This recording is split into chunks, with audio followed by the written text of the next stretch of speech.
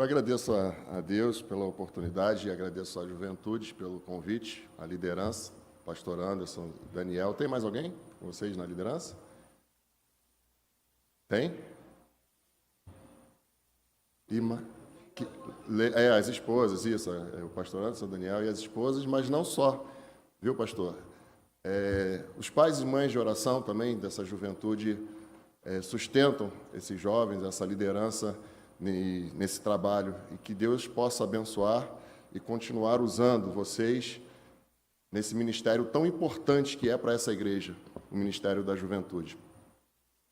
Amados, há 28 anos o pastor Valdemir me batizou aqui na igreja e durante um período foi também meu professor no seminário.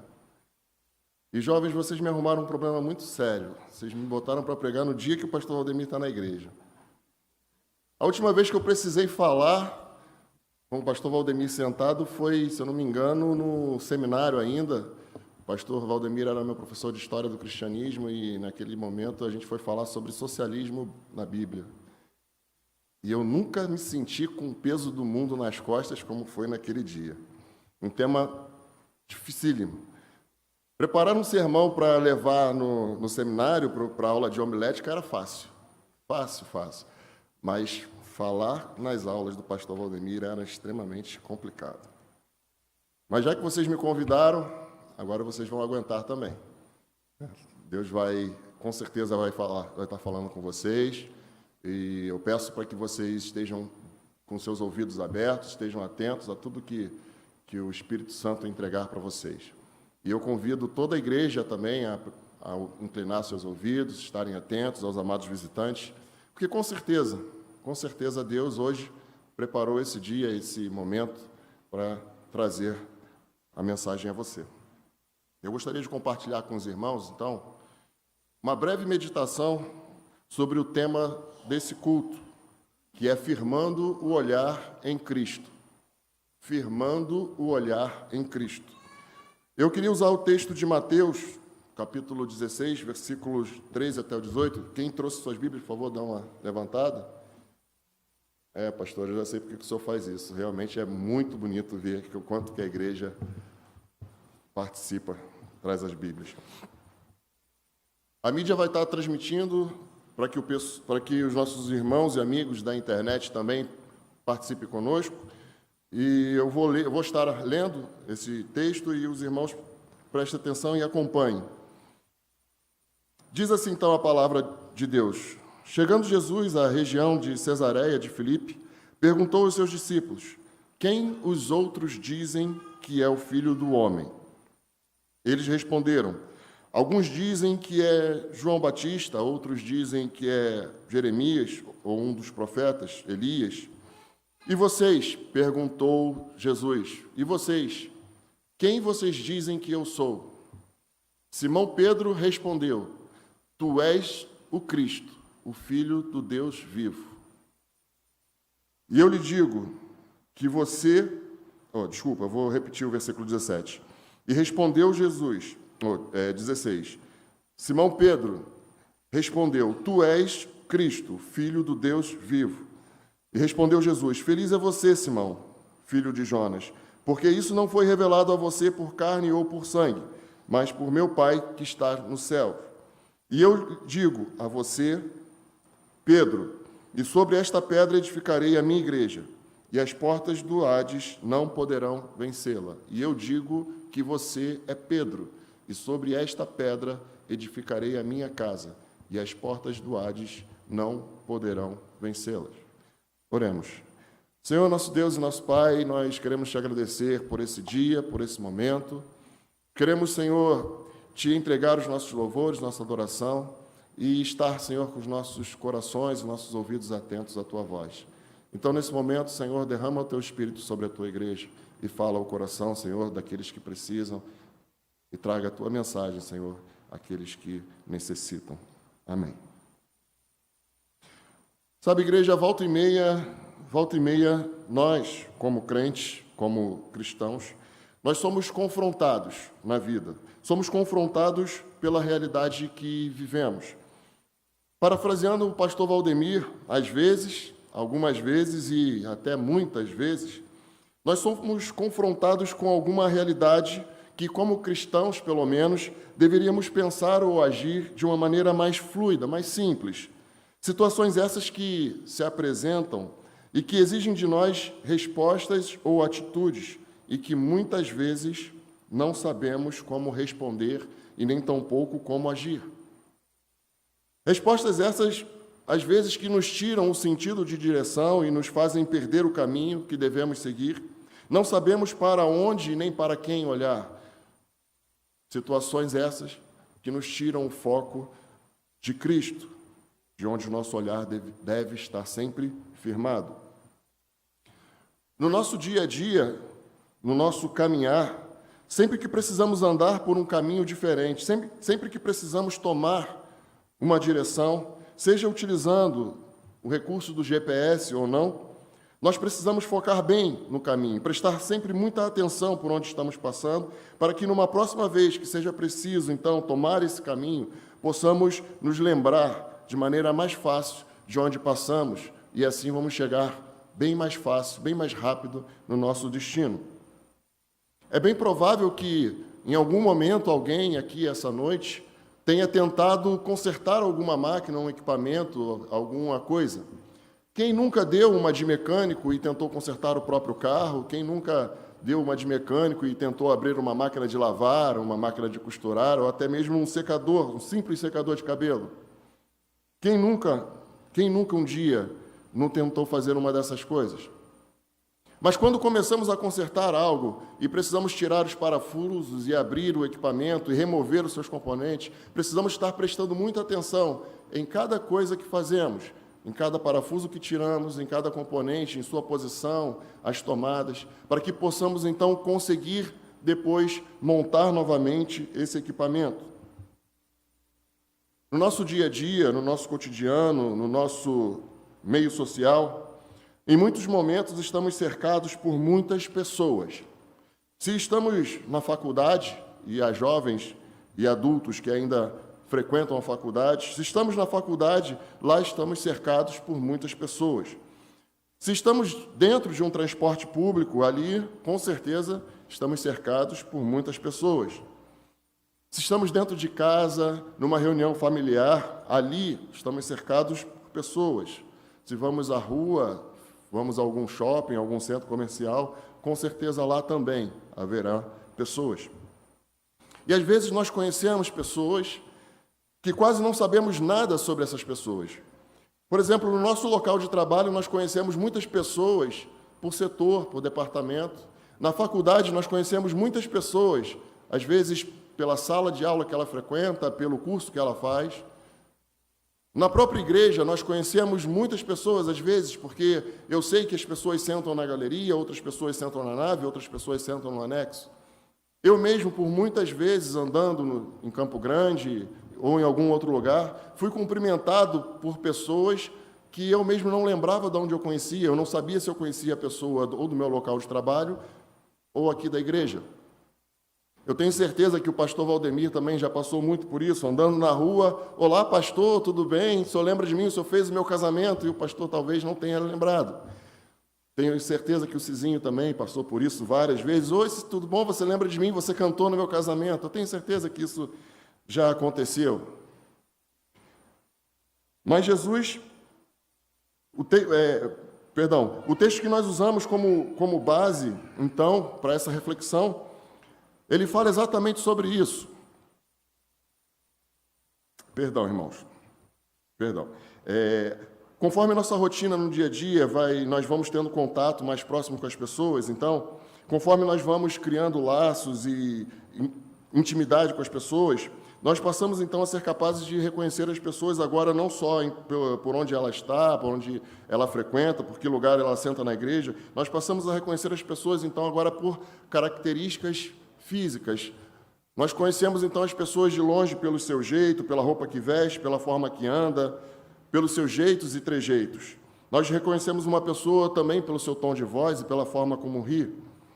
E quanto mais tempo, então, passamos com pessoas, quanto mais tempo nós passamos com pessoas, mais nós vamos reconhecendo e conhecendo essas pessoas. Em algum momento, nós criamos, então, mecanismos que nos permitem reconhecer mais intimamente essas pessoas. Nós passamos, então, agora a não mais reconhecer essas pessoas apenas pelas suas características. Nós passamos a reconhecer essas pessoas de uma forma, como dizemos, mais internamente. Passamos a reconhecer a pessoa, saber quando a pessoa está feliz ou está triste, saber quando a pessoa está gostando ou não está gostando, saber quando a pessoa quer ou não quer alguma coisa. Isso chama-se intimidade. E então, sim, o texto que acabamos de ler fala exatamente um pouco sobre isso, sobre como as pessoas enxergam umas às outras. Jesus já vinha andando pelo mundo já há algum tempo e os seus apóstolos os acompanhavam durante a sua jornada, durante o seu ministério. Até que um dia eles chegam a uma região da Cesareia, quando então Jesus para e pergunta aos seus discípulos, às pessoas que o seguiam, quem os outros dizem que é o Filho do Homem? Pergunta Jesus. Quem eles acham que eu sou? Como eles me enxergam? Como as pessoas me enxergam? Pergunta Jesus. Ora, as respostas foram variadas. Uns dizem que tu és João Batista, outros dizem que és Elias, outros Jeremias, qualquer outro profeta. Mas não só isso. Jesus também estava interessado em saber como que os seus seguidores, como os seus discípulos, os seus apóstolos os enxergavam. Então ele pergunta, e vocês? E vocês, quem dizem que sou? E Pedro, mais rápido do que nunca, responde, tu és o Cristo, o Filho do Deus vivo. Tu és o Cristo, Filho do Deus vivo. Amados, a resposta que Pedro dá a Jesus fala muito sobre realmente quem era Jesus. A resposta que Pedro dá, ele fala sobre quem era Jesus. Jesus estava ali como homem, como ser humano, mas também como Deus. Filho do Deus vivo, veio ao mundo para ser entregue por mim e por você. Mas a resposta que Pedro dá também dizia muito sobre como Pedro enxergava Jesus. E não há como negar. Não há como negar, lendo as Escrituras, que Pedro tinha um relacionamento especial com Jesus, tinha um relacionamento peculiar com Jesus. Pedro enxergava Jesus de uma forma muito especial, pois Pedro tinha o seu olhar focado em Jesus. Por isso, Pedro conseguia reconhecer Jesus. Pedro conseguia reconhecer em Jesus características que só Cristo tinha. Pedro reconhecia que Cristo era verdadeiramente o Filho do Deus vivo. Em Lucas, capítulo 5, versículo de 8 a 11, diz o seguinte: Quando Simão Pedro viu isso, prostrou-se aos pés de Jesus e disse, afasta-te de mim, Senhor, porque sou um homem pecador. Pois ele e todos os seus companheiros estavam perplexos com a pesca que haviam feito, como também Tiago e João, os filhos de Zebedeu, sócios de Simão. Jesus disse a Simão, não tenha medo, de agora em diante você será pescador de homens. Eles então arrastaram seus barcos para a praia, deixaram tudo e o seguiram. Essa outra passagem que fala um pouco da vida de Pedro, relata um caso específico da vida de Pedro, relata um momento, então, em que Pedro tem um encontro com Jesus. Provavelmente esse não teria sido o primeiro encontro de Pedro com Jesus. Eles já teriam tido um encontro anterior, quando Pedro, ainda pescador, andava com André, seu irmão. Esse primeiro encontro, então, teria ocorrido possivelmente na região de Bet-Abara, que ficava nas proximidades do Rio Jordão, nos dias, então, que sucederam ao batismo de Jesus. João, capítulo 1. Então, nesse novo encontro de Pedro com Jesus, Jesus entra no barco de Pedro e pede para que Pedro navegue e vá além, em alto mar. Em determinado momento, ele pede para que Pedro e os que estavam no barco lançassem suas redes. O curioso é que Pedro ainda chega a argumentar. Mestre, havendo trabalhado a noite toda, não pegamos nada, mas sobre a tua palavra, então, lançaremos as redes. Lucas 5, 5. E o que sucede, então, é o que nós conhecemos na Bíblia como o que chamamos de a pesca maravilhosa. e o momento, então, em que Pedro, firmando o olhar em Cristo, entende quem é que estava no barco. Ele e os que estavam no barco reconheceram, então, que ali, naquele barco, estava o Cristo, Filho do Deus vivo. É quando, então, Pedro firma o seu olhar em Cristo e reconhece a sua própria condição de homem limitado e pecador. Fala com Jesus, que não é digno de estar na presença de Jesus, e ouve, então, de Jesus: não temas, farei de vocês pescadores de homem. Então, Pedro e todos deixam tudo e seguem a Jesus. Sabe o que Pedro fazia naquele barco? O que Pedro estava fazendo naquele barco, muito provavelmente não, certamente, ele fazia todos os dias. Todos os dias, possivelmente, Pedro pegava o seu barco, levava até o mar e ia pescar. Como todo pescador que é, né, Rubim? Como todo bom pescador que era, às vezes pegava alguma coisa, às vezes não pegava nada, às vezes a pesca era boa, às vezes nem tanto. Mas ele fazia aquilo todo dia. Pedro era de família de pescadores e, com certeza, conhecia muito bem esse ofício. Pedro certamente também conhecia muitos outros pescadores que também conheciam muito bem o seu ofício. Mas, certamente, Pedro nunca conheceu ninguém como Jesus Cristo. Então, naquele dia, Pedro estava no seu barco, fazendo o que fazia habitualmente. Quando, então, Jesus entra no seu barco, quando, então, Jesus entra no barco de Pedro, firma o olhar em Pedro, e Pedro firma o olhar em Cristo, e Pedro reconhece, então, que quem estava ali no barco era verdadeiramente o Filho do Deus vivo. Pedro largou tudo e seguiu a Cristo. Pedro reconhece Cristo como seu líder. Pedro reconhece que Cristo, o verdadeiro Filho de Deus, larga tudo e segue a Cristo. E sabe, meu querido jovem, sabe, meu amado adolescente, irmãos, irmãs, igreja, quantos e quantos dias nós passamos, nós vivemos fazendo sempre as mesmas coisas, fazendo o que fazemos habitualmente. Quantos e quantos dias nós trabalhamos como sempre trabalhamos? Quantos e quantos dias nós vamos à faculdade, nós vamos aos cursos, nós estudamos como sempre estudamos? Quantos e quantos dias nós vamos à igreja fazendo sempre o que fazemos? E nunca nos dando conta de que é impossível conseguir um resultado diferente fazendo sempre as mesmas coisas, sem se dar conta de que nós não estamos pescando mais. Não existe mais, não está subindo mais peixe nas nossas redes. Até se dar conta de que o mundo está cada vez mais mergulhado no pecado, está cada vez pior, até que um dia Deus entra no nosso barco. Até um dia em que Deus entra na nossa vida e faz da nossa vida algo novo. Então, é nesse momento que quando Deus entra na nossa vida e faz da nossa vida algo novo, é quando nós passamos a firmar o nosso olhar em Cristo e passamos a reconhecê-lo como verdadeiro Filho de Deus. Você, meu amado jovem, nessa noite, você já percebeu que Jesus está no barco? Já se deu conta de quem é que está no barco? Você, querido visitante, deixe-me te perguntar, você já se deu conta, você já percebeu que Jesus está no barco e Ele quer que você firme o seu olhar nele? Você já reconheceu Cristo? Já recebeu como seu único e suficiente Salvador? Se ainda não percebeu que Jesus está no barco, se ainda não reconheceu e não recebeu como seu único e suficiente Salvador, eu quero te dizer que tem algo tirando o seu foco.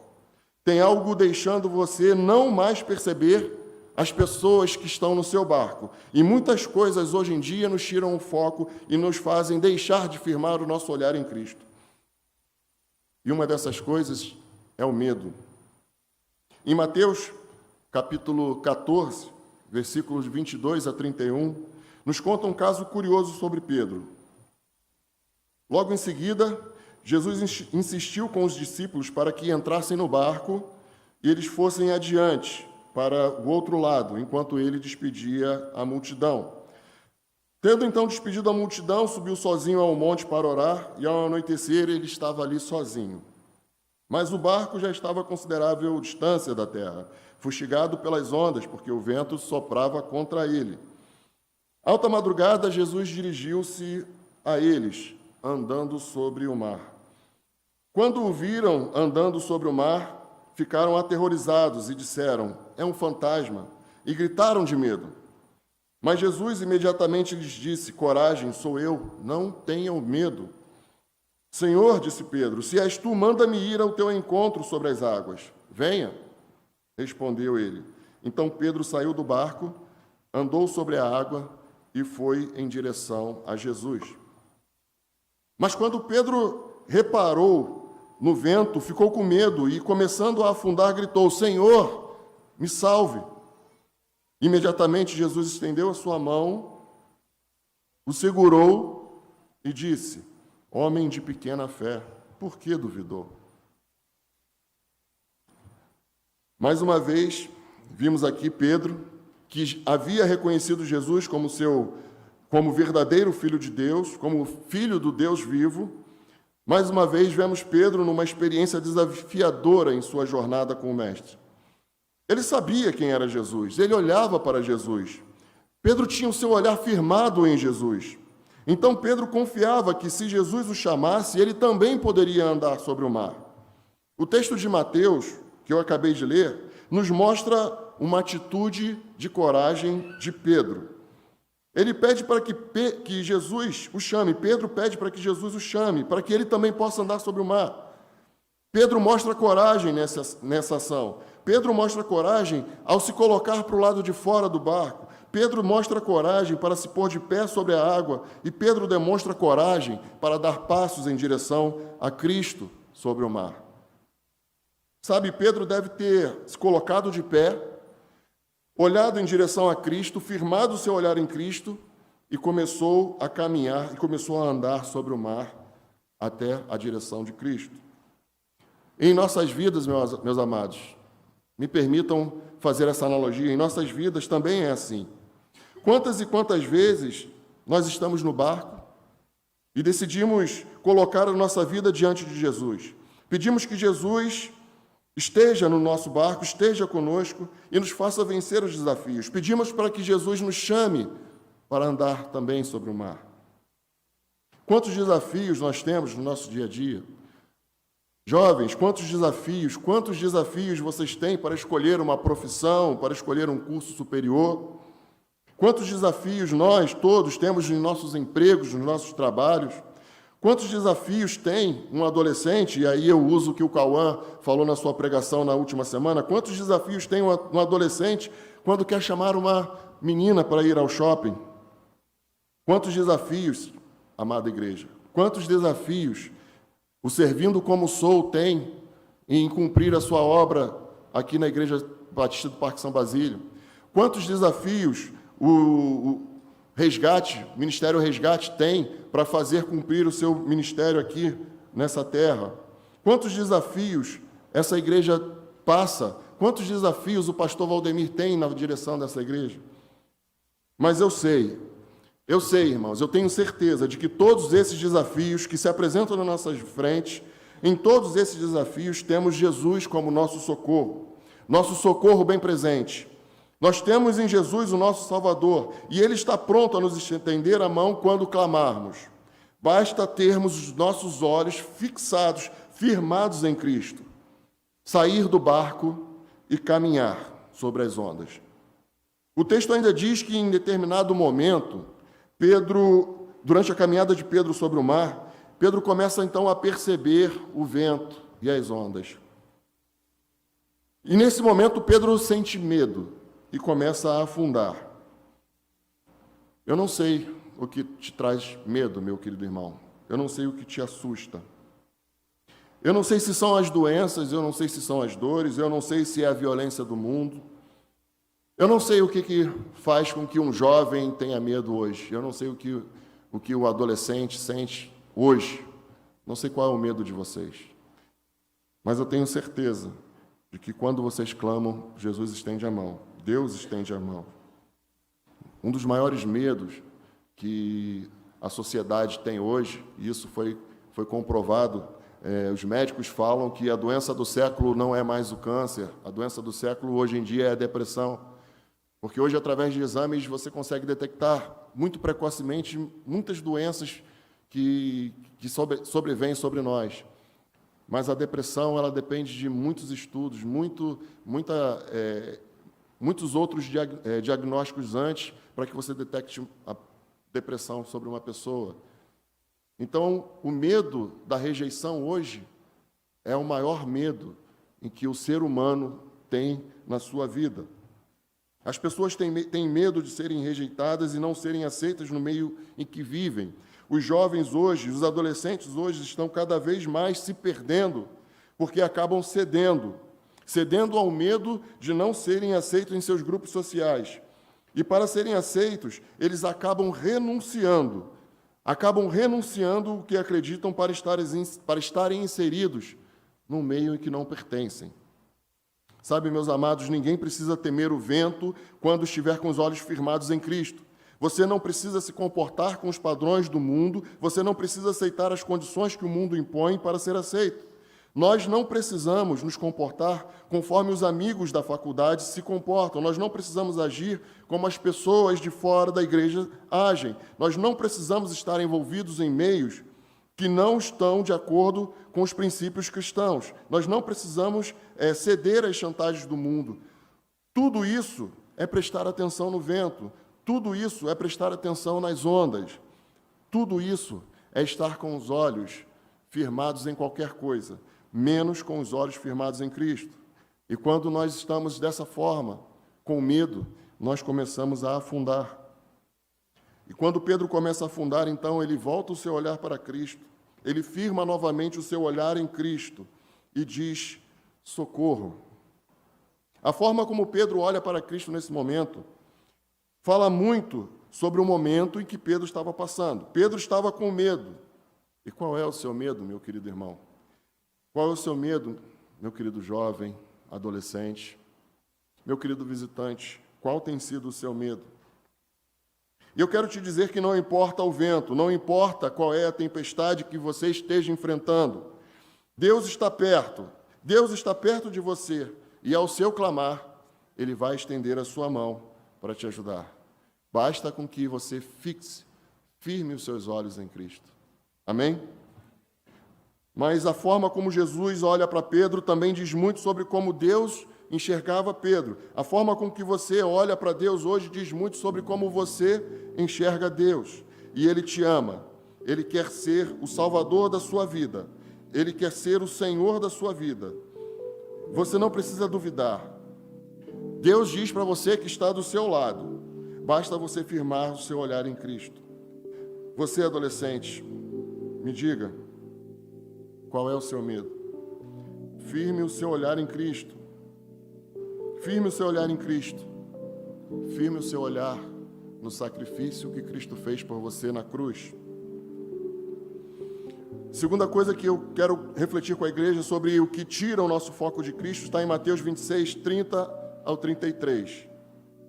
Mateus 26, 30 a 33 diz o seguinte: depois de terem cantado um hino, saíram para o Monte das Oliveiras. Então Jesus lhes disse: ainda esta noite todos vocês me abandonarão, pois está escrito: ferirei o pastor e as ovelhas do rebanho serão dispersas.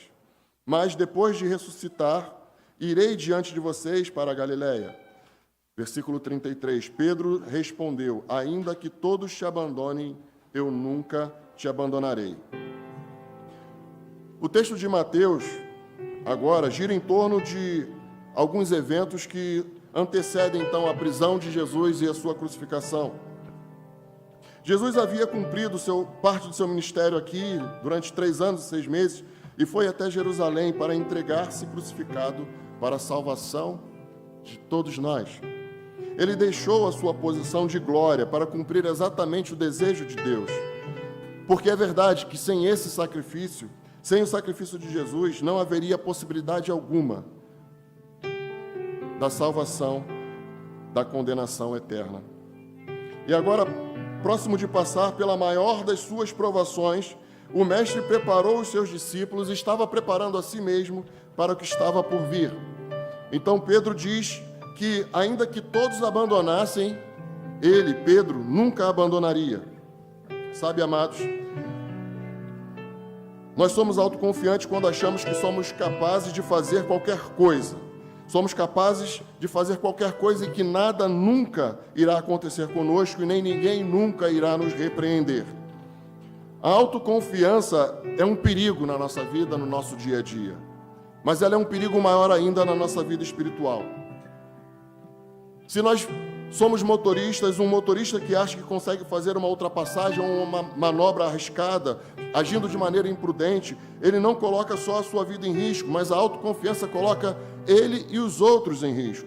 Um aluno autoconfiante é aquele que acha que não precisa estudar para fazer a sua prova, porque ele se considera inteligente o suficiente, mais além do que ele realmente é. A autoconfiança na vida cristã é um perigo. E não só para as pessoas, mas para todos que estão em volta. A autoconfiança está relacionada com um valor que uma pessoa atribui a si mesma. A pessoa autoconfiante ela é capaz de passar por cima de princípios e valores. É o tipo de pessoa que gosta de levar vantagem em tudo e sempre se acha superior aos outros. Mas por quê? Por que essa autoconfiança, se achar melhor que todos? Por quê? Porque canta na igreja? Porque tem uma boa oratória? Porque fala bem? Porque é um líder em alguma organização? Talvez, amados jovens, talvez, igreja, amado visitante, talvez o seu lema seja: ainda que todos abandonem, eu nunca abandonarei. Discípulos seus. Um deles, Pedro. Então Jesus vai ao Getsêmani e diz-lhe, então: a minha alma está profundamente triste, numa tristeza mortal, fiquem e vigiem comigo. Indo um pouco mais adiante, prostrou-se com o rosto em terra e orou: meu Pai, se for a tua vontade, afasta de mim este cálice, contudo não seja como eu quero, mas sim como tu queres. Então voltou aos seus discípulos, olhou para os seus discípulos e os encontrou dormindo. Vocês não puderam vigiar comigo nem por uma hora? Perguntou ele a Pedro. Vigiem e orem, para que não caiam em tentação. O espírito está pronto, mas a carne é fraca. Sabe, igreja, quando a gente começa a perder o foco daquilo que realmente importa, quando deixamos de firmar o nosso olhar em Cristo, passamos então a acreditar que nós somos perfeitamente capazes de gerir a nossa vida e garantir a nossa própria salvação. Começamos a achar que estamos bem na fita, afinal eu estou sempre trabalhando na obra do Senhor, sempre sou chamado para cantar, eu frequento todos os cultos de oração, eu estou de boas com Deus, afinal eu sou um líder aqui na igreja. Até que quando a gente vê, quando a gente percebe, nós já não estamos orando mais. Nós não estamos louvando mais a Deus de maneira verdadeira e sincera. Nós estamos vindo à igreja, mas continuamos dormindo. Perdemos aquele contato íntimo com Deus. Estamos dormindo espiritualmente.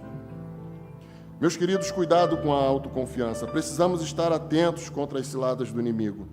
Cuidado com a autoconfiança na faculdade. Não achem que está tudo bem, eu posso fazer qualquer coisa aqui, porque afinal eu estou disposto, eu estou disposta a ir com Jesus até o fim. Cuidado, irmãos, com a autoconfiança no trabalho. Não acho que está tudo bem e que eu posso fazer o que eu for preciso, eu posso agir de qualquer forma, porque afinal eu estou disposto a ir com Jesus até o fim. Cuidado, meus amados, com a autoconfiança. Estejam dispostos a estarem com os seus olhos firmados em Cristo, para não serem pegos dormindo. E eu quero perguntar aos jovens aqui nessa noite: vocês estão dispostos a estarem com seus olhos firmados em Deus e depositarem a confiança de vocês apenas em Deus? Eu quero perguntar para a igreja: vocês estão dispostos a estarem com seus olhos firmados em Cristo e depositarem sua confiança apenas em Deus? Meu amado visitante, me perdoe, mas eu preciso te perguntar: você está disposto a firmar o seu olhar em Cristo e a depositar a sua confiança apenas em Deus? Reconhecer que você sozinho não tem condições? eu quero te dizer o seguinte, que ainda existe um terceiro aspecto na vida de Pedro que nós podemos tirar como exemplo daquilo que nos faz perder o foco de Cristo, que nos faz deixar de firmar o nosso olhar em Cristo. Também está no livro de Mateus, capítulo 26, e diz o seguinte, depois que Pedro responde para Jesus que estava disposto a nunca abandonar, ainda que todos te abandonem, eu nunca te abandonarei. Jesus respondeu, asseguro-lhe que ainda esta noite, antes que o galo cante 3 vezes, você me negará. Mas Pedro declarou, mesmo que eu seja preso e que morra contigo, nunca te negarei. E todos os outros discípulos disseram o mesmo. Esse terceiro aspecto daquilo que nos tira o foco de Deus chama-se negar as próprias convicções. Você está disposto a negar as suas próprias convicções para seguir a Cristo? É bem verdade que em seu coração, eu acredito nisso, Pedro e os seus discípulos que estavam ali junto com Jesus, talvez estivessem respondendo a essa questão de Jesus de uma forma muito sincera, e com certeza eles não tinham em seus corações a vontade nem o sentimento de negar a Cristo como Filho do Deus vivo. Depois de o terem seguido por tanto tempo, depois de terem sido testemunhas das obras que Cristo fez na terra, depois de seguirem por tanto tempo e testemunharem milagres e até participando de alguns desses milagres, não, com certeza eles não queriam negar a Cristo. Eles conheciam a Cristo, eles andaram com Cristo, eles tinham o seu olhar firmado em Cristo. E assim como nós aqui nessa noite, se formos perguntados, se formos confrontados de que vamos negar a Cristo, eu tenho certeza que no nosso interior nós vamos dizer que quem diz isso é maluco. Não tem como eu negar a Cristo. Mas a verdade é que, ainda tomado por medo e por confiança, no momento em que Pedro é confrontado, ele nega. Pedro negou Jesus quando estava sentado no pátio, versículo 69 e 70. Saindo do pátio, na porta, ele negou mais uma vez, versículo 71 e 72. Pouco depois, mais à frente, confrontado mais uma vez, ele nega pela terceira vez, versículos 72 e 73, e então o galo canta, versículos 74 e 75. E aqui, igreja, me permita fazer um exercício de imaginação para poder ilustrar esse momento que Pedro e que nós muitas vezes também vivemos. Me permita ilustrar e imaginar esse momento que, de forma muito displicente, Pedro tira o seu olhar de Cristo. Eu vejo aqui que Pedro acabou de ouvir de Jesus que antes que o galo cante, você vai me negar, Pedro. Você vai me negar 3 vezes. E Pedro, enfático, diz que não vou negar. Então Jesus é preso e levado a um lugar para aguardar o julgamento, antes de ser levado à cruz. E os acusadores de Jesus queriam buscar meios para incriminar Jesus, diante de tanto medo que eles tinham das verdades de Jesus. E estavam ali discutindo como faria e levantando falsos testemunhos, querendo pegar Jesus em suas próprias palavras, enquanto Pedro ali, ao longe, observando, sondando o que estava acontecendo. Quando então Pedro é confrontado pela primeira vez, Pedro se sentou no meio do pátio e as pessoas ao redor o reconheceram. E uma pessoa disse, você estava com ele. E Pedro, não sou eu. Então Pedro se levanta dali, já estava sendo reconhecido, e tenta sair. E quando Pedro estava saindo daquele pátio pela porta, mais uma pessoa olha e diz, olha, você estava com ele. E mais uma vez, Pedro diz, não sou. Então eu imagino Pedro saindo pela porta e indo por um caminho que levava mais próximo aonde Jesus estava para poder sondar e ver Jesus, quando mais uma pessoa reconhece Pedro e diz, é você que estava com ele. E Pedro mais uma vez diz, não era eu. O texto de Mateus diz que ali, imediatamente, após a terceira negação, o galo canta. E quando o galo canta, eu imagino Pedro olhando para Cristo, no seu lugar de prisão. e Cristo olhando para Pedro. Os olhares se cruzam e Pedro então sai para ir chorar. Sabe, meu querido jovem, meu amado irmão, irmã, eu tenho certeza que muitas vezes o mundo tem confrontado você. Eu tenho certeza de que em muitas ocasiões o mundo tem confrontado a sua vida. Seja na faculdade, quando requer de você uma posição, seja no seu local de trabalho, quando requer de você uma posição. Nos dias atuais estamos sendo confrontados como cristãos sobre vários aspectos da nossa vida, sobre aspectos a aceitar comportamentos que não são comportamentos condizentes com os padrões bíblicos. Estamos sendo confrontados com esse mundo a aceitar condições que não condizem com os padrões bíblicos. Temos que ser obrigados a aceitar um mundismo, um mundanismo, um modismo distorcido e conceitos que são totalmente contrários com os princípios de Jesus. Está havendo uma relativação muito grande sobre aquilo que é certo e o que é errado, sobre o que é legal e o que é ilegal. Está havendo uma relativação muito grande sobre a vida, e nós estamos sendo confrontados a tomar a nossa posição. E toda vez que nós cedemos, nós estamos negando, como Pedro negou. Pedro negou 3 vezes e o galo cantou. E quantas vezes você vai negar? Quantas vezes eu vou negar até que o galo cante? Jovem, deixa eu te falar uma coisa, a sua salvação não é relativa. Jesus não é relativo, não pode ser relativo na sua vida. Meu querido irmão, meu amado irmão da igreja, nessa noite, eu quero te dizer que a sua vida não é relativa para Deus. Meu querido visitante, deixa eu te dizer uma coisa. Jesus morreu numa cruz e isso não é relativo. Essa foi a condição para a sua salvação. Aceitar os padrões do mundo pode ditar as regras sobre... aceitar que os padrões do mundo podem ditar as regras sobre os padrões de Deus é relativizar a Deus, é relativizar o sacrifício de Jesus. Então, jovens, deixe-me deixar um recado para vocês. Não vos conformeis com este mundo, mas transformai-vos pela renovação do vosso entendimento, para que experimenteis qual seja a boa, agradável e perfeita vontade de Deus. Amém?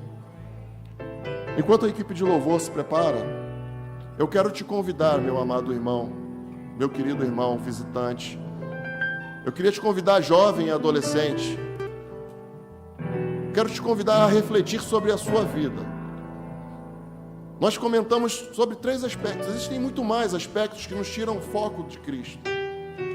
Mas o medo, a autoconfiança e a negação sobre as convicções, no meu entendimento, são as principais hoje em que vocês estão inseridos, no meio em que vocês estão inseridos. Isso não é nós não podemos relativizar isso.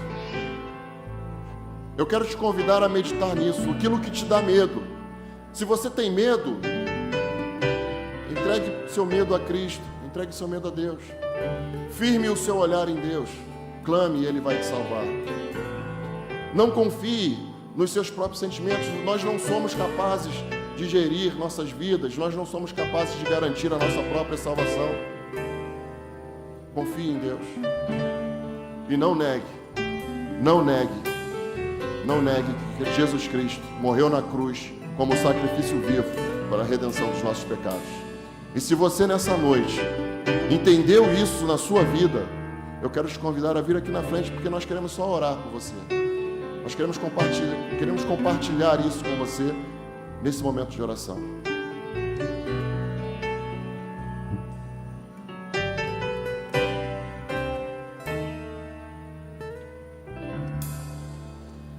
Eu me humilharei, teu nome gritarei, como criança eu serei, mas olha pra mim.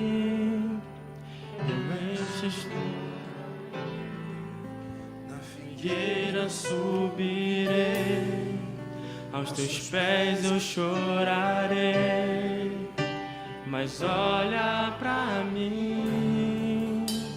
Eu me humilharei, teu nome gritarei, como criança eu serei, mas olha pra mim, tuas vestes tocarei, na figueira subirei, aos teus pés eu chorarei, mas olha pra mim, olha pra mim, Senhor, olha pra mim, preciso do teu olhar. olha pra mim,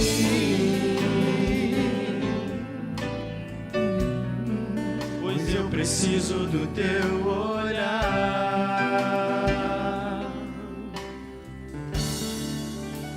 Eu me humilharei, teu nome gritarei, como criança eu serei, mas olha pra mim, tuas vestes tocarei, na figueira subirei, aos teus pés eu chorarei, mas olha pra mim,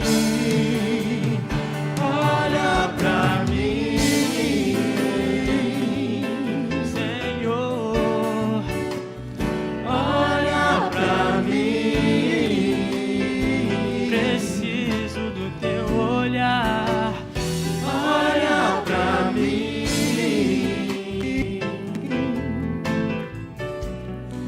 pois eu preciso do teu olhar.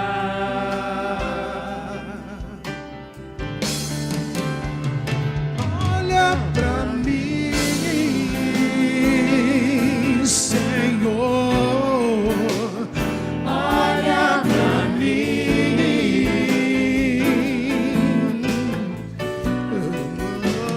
olha pra mim,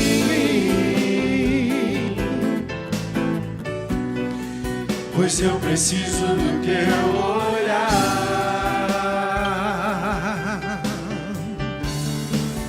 Eu farei o que for preciso para te ver, pois não posso deixar que sigas sem me perceber. Não importa a multidão, só eu sei do que eu preciso, e eu preciso do teu olhar, do teu olhar, do teu olhar. Eu farei o que for preciso para te ver, pois não posso deixar que sigas sem me perceber. Não importa a multidão, só eu sei do que eu preciso, e eu preciso do teu olhar, do teu olhar, do teu olhar. Olha pra mim, Senhor, olha pra mim, olha pra mim,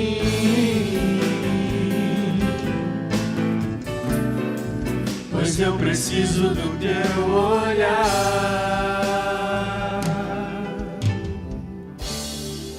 pois eu preciso do teu olhar.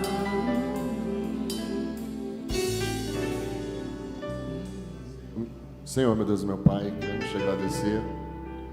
Te agradecer porque a Tua palavra, Deus, alcançou os nossos corações. E nós hoje temos certeza, Senhor, de que quando estamos com os nossos olhos firmados em Cristo, nós não precisamos temer o vento. Quando estamos com os nossos olhos firmados em Cristo, nós não precisamos confiar em nós mesmos, porque nós temos a nossa confiança em Ti. Nós ouvimos, Deus, que quando estamos com os nossos olhos firmados em Ti, nós não vamos negar as nossas convicções, Pai. Nós não vamos ceder, Pai, às tentações. Então nos ajuda, Pai, a estarmos sempre com os olhos firmados em Ti. Ser conosco, nos abençoa. Abençoa a Tua juventude nessa noite, em nome de Jesus. Amém. Quando me convidaram para pregar hoje, eu perguntei para algum jovem, por que vocês me convidaram para pregar hoje, domingo, e o pastor Valdemir pregou ontem no culto jovem? Aí eles falaram assim, porque a gente queria um culto mais à nossa cara. Eu fico pensando, será que eu tenho essa cara de culto jovem, assim? Né? Porque eu cheguei aqui, não tinha barril, a igreja não estava preta, as luzes estavam acesas, então, graças a Deus, esse culto teve a cara de um culto a Deus, mesmo sendo dirigidos pelos jovens. Deus abençoe vocês, jovens.